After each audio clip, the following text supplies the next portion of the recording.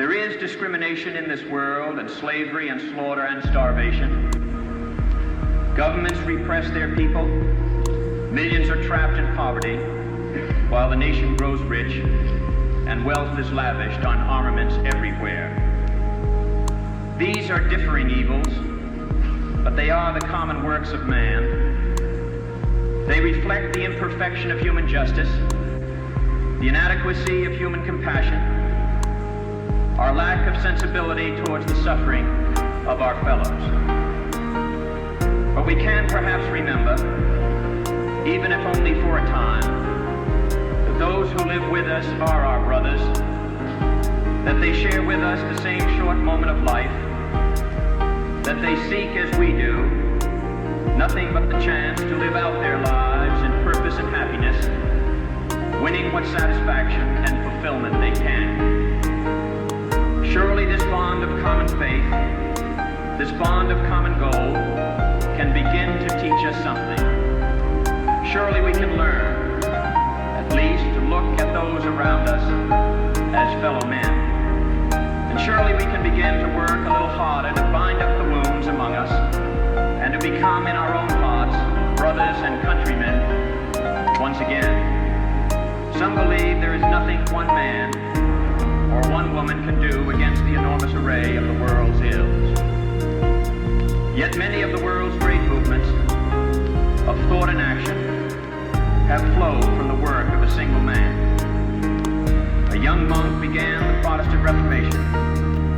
A young general extended an empire from Macedonia to the borders of the earth. A young woman reclaimed the territory of France. And it was a young Italian explorer who discovered the New World.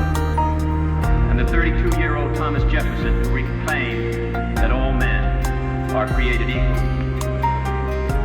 These men move the world, and so can we all.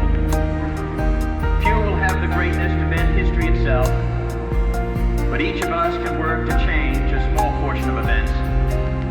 And in the total of all those acts will be written the history of this generation. Each time a man stands up for an ideal, or acts to improve the lot of others, or strikes out against injustice, he sends forth a tiny ripple of hope. And crossing each other from a million different centers of energy and daring, those ripples build a current that can sweep down the mightiest walls of oppression and resistance.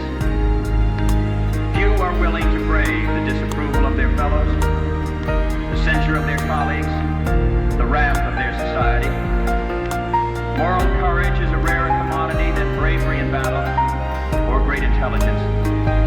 Yet it is the one essential, vital quality for those who seek to change a world that yields most painfully to change.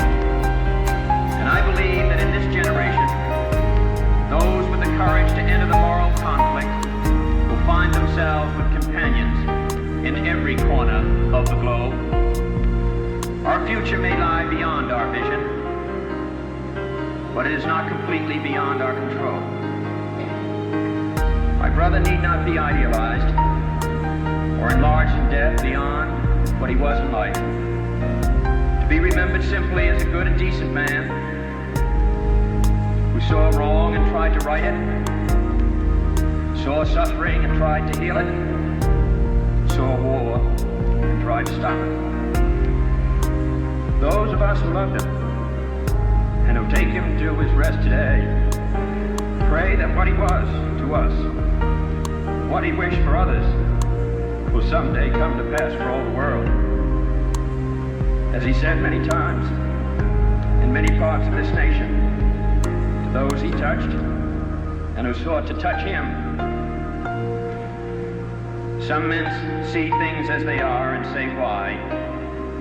I dream things that never were and say, why not?